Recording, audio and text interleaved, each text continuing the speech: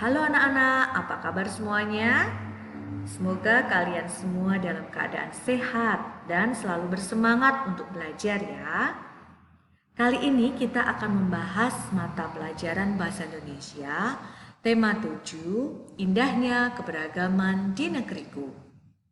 Ada 3 kata kunci yang akan kita pelajari pada materi ini.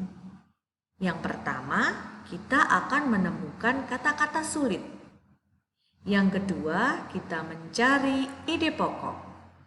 Dan yang ketiga, kita akan mencari dan mendapatkan informasi baru dari suatu bacaan. Kita simak penjelasannya ya.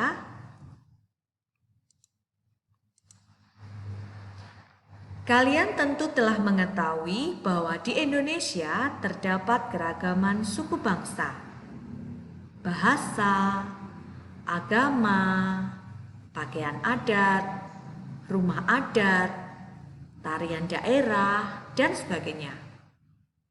Keragaman itu menjadi salah satu kekayaan bangsa Indonesia.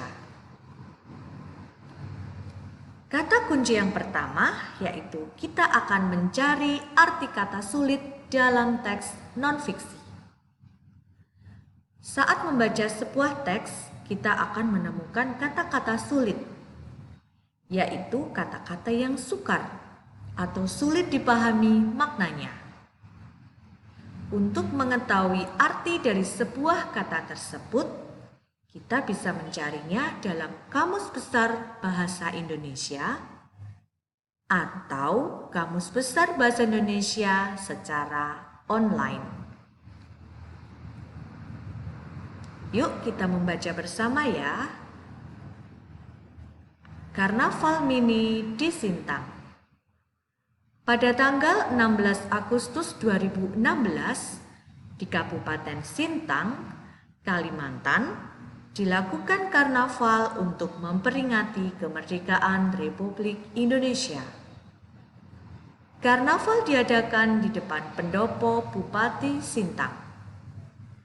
Karnaval itu diikuti oleh 46 regu terdiri atas para pelajar dan budayawan di Kabupaten Sintang. Karnaval mini ini merupakan upaya edukasi bagi masyarakat. Karnaval ini diharapkan dapat meneguhkan kesadaran masyarakat bahwa di Indonesia ini terdapat keragaman suku bangsa. Keragaman itu terlihat dari kostum, atribut, dan lambang yang dikenakan para peserta karnaval. Kabupaten Sintang dapat dikatakan sebagai Indonesia Mini. Di Sintang tinggal masyarakat yang terdiri atas berbagai suku bangsa dengan aneka bahasa dan budaya. Bupati Sintang, Jarod Winarno, mengharapkan agar perbedaan yang ada menjadi suatu kekuatan bagi bangsa. Sikap saling menerima, saling menghormati, dan saling bekerja sama harus tetap dikembangkan dalam mengisi kemerdekaan yang sudah diwariskan oleh para pahlawan.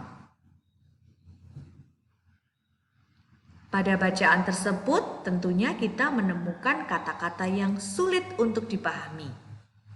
Nah, kita bisa mencari kata-kata yang sulit tadi dengan membuka Kamus Besar Bahasa Indonesia atau Kamus Besar Bahasa Indonesia secara online. Ada 6 kata sulit yang kita temukan dari bacaan tadi. Yang pertama, karnaval. Artinya, pawai dalam rangka pesta perayaan. Yang kedua yaitu pendopo. Artinya bangunan yang luas terbuka, terletak di bagian depan rumah, disediakan untuk pertemuan, rapat, dan sebagainya, serta keperluan lain yang ada hubungannya dengan keperluan masyarakat. Yang ketiga, budayawan adalah orang yang berkecimpung dalam kebudayaan. atau seorang ahli kebudayaan. Keempat, edukasi, artinya pendidikan. Kelima, kostum, yaitu pakaian khusus bagi perseorangan, regu, rombongan, kesatuan, dan sebagainya dalam upacara, pertunjukan, dan lainnya. Yang keenam yaitu atribut, artinya tanda kelengkapan, baik berupa baret ataupun lencana dan sebagainya. Kalian bisa mencoba menemukan arti kata-kata sulit ketika membaca sebuah bacaan. Oke. Kata kunci yang kedua yaitu menemukan informasi dalam teks.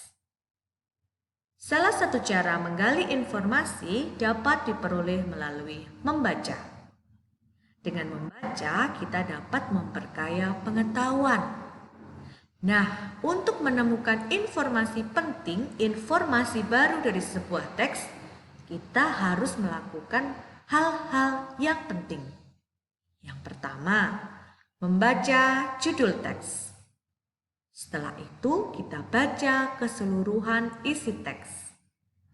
Dan yang terakhir, kita mencatat hal-hal penting yang belum pernah kita ketahui.